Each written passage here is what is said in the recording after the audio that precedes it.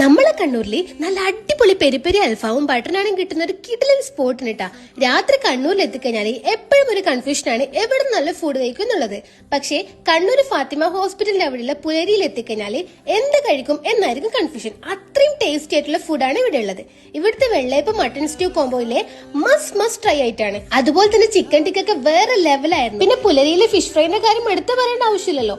ഉച്ചക്ക് മാത്രമല്ല രാത്രിയും ലൈവായിട്ട് നമുക്ക് ഇഷ്ടമുള്ള ഫിഷ് ഇവര് കാണിച്ചെന്ന് ഫ്രൈ ചെയ്തിരും. അതൊക്കെ മുടിഞ്ഞ ടേസ്റ്റുമാണ്.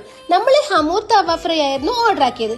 ഫിഷ് ഫ്രൈക്കും ഇവിടുത്തെ മൈനേഴ്സ് ഒക്കെ ഫ്രഷ് ആയിട്ട് അടിച്ചെടുക്കുന്നതുകൊണ്ട് തന്നെ ധൈര്യമായിട്ട് നമുക്ക് കഴിക്കാം, ഒരു പേടിയും വേണ്ട. എല്ലാം കഴിഞ്ഞ അവസാനം ഒരു സ്ട്രോങ് ചായയില് നമ്മൾ സംഭവം അവസാനിപ്പിച്ചു. പുലരിയുടെ അടുത്തടുത്തുള്ള 2 ബ്രാഞ്ചുകളും ഫാത്തിമ ഹോസ്പിറ്റലിന്റെയും സബ് ജയിലിന്റെയും അടുത്തായിട്ടാണ് പ്രവർത്തിക്കുന്നത്. ഇനി തളിപ്പറമ്പർക്ക് ഒരു ഹാപ്പി ന്യൂസ് കൂടിയുണ്ട്.